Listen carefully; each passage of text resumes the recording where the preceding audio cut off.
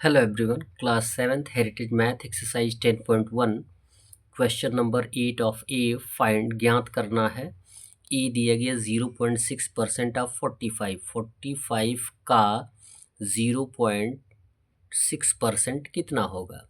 तो परसेंट को बाई 100 हम लिख सकते हैं, तो 0.6 बाई 100 इंटू हो जाएगा 45। ऑफ मीन्स होता है इंटू। 100 और 45 को रेड्यूस करेंगे तो 5 से दोनों रेड्यूसिबल हैं, तो 25 ज़ा 100 एंड 9 5 ज़ा 45। अब किसी एक नंबर से रेड्यूसिबल नहीं है तो हम यहाँ पे 0.6 से 9 में मल्टीप्लाई कर देंगे, तो 9 6 ज़ा 54, 5.4 बाई 20 आ जाएगा। अब हम इसको रेड्यूस कर सकते हैं 2 से, 2 10 ज़ा 20 और 2 से रिड्यूस करेंगे तो 2.7 आ जाएगा। अब 10 से रिड्यूस कर देंगे 2.7 को, तो यहाँ पे 10 1 जा 10 और 0.27 आंसर आ जाएगा, एज ए डेसिमल हो जाएगा 0.27। बी दिया गया 2.8% ऑफ 35, तो परसेंट को बाई 100 लिख सकते हैं। 2.8 बाई 100 इंटू हो जाएगा 35। 2 से रिड्यूस कर दें तो 2 से रिड्यूस कर देंगे, 2 से रिड्यूस न करके आप 5 से रिड्यूस करिए, 25 ज़ा 100 और 5 से रिड्यूस करेंगे 5 7 ज़ा 35। उसके बाद अब 2 से रिड्यूस करें, 2 10 ज़ा 20 और 1.4 आ जाएगा। 14 2 ज़ा कितना होता है 28, तो 1.4 2.8 है। 1.4 से 7 में मल्टीप्लाई कर देंगे और फिर 10 से डिवाइड कर देंगे, तो यहाँ पे 10 से अगर 1.4 में डिवाइड करते हैं तो 0.14 आएगा, इंटू हो जाएगा 7, मल्टीप्लाई कर देंगे तो आंसर के रूप में आपका आ जाएगा 0.98।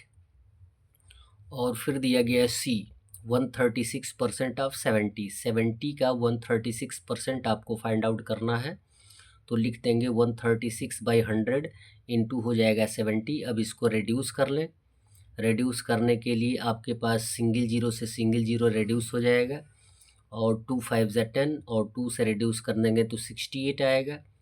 अब हमारे पास जो है 5 से रिड्यूसिबल है, तो आंसर के रूप में हमारे पास यहाँ पे आ जाएगा 5 1 ज़ा 5 और फिर 5 से 68 को रिड्यूस करेंगे तो आएगा 13.6 और 13.6 इंटू हो जाएगा 7, मल्टीप्लाई कर देंगे तो आंसर के रूप में आ जाएगा 95.2। ये होगा हमारा कितना परसेंट, 136%। क्वेश्चन नंबर 9 दिया गया है, इफ़ वो 12.5% of x is 6, find the value of x।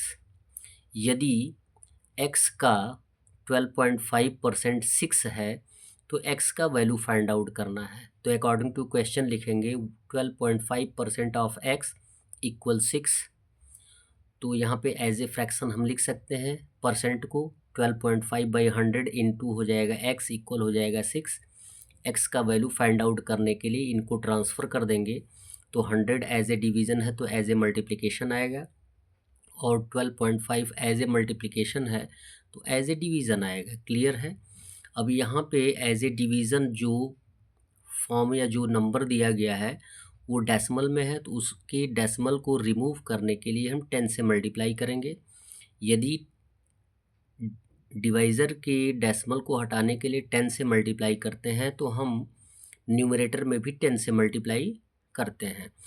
10 से मल्टीप्लाई किया गया तो इसके डेसिमल को हटा दिया गया और यहाँ पे क्या आ गया 6 इंटू 100 इंटू 10, 6 इंटू 100 इंटू 10 आ गया और यहाँ पे क्या आ गया डेसिमल हट गया तो 125 आ जाएगा।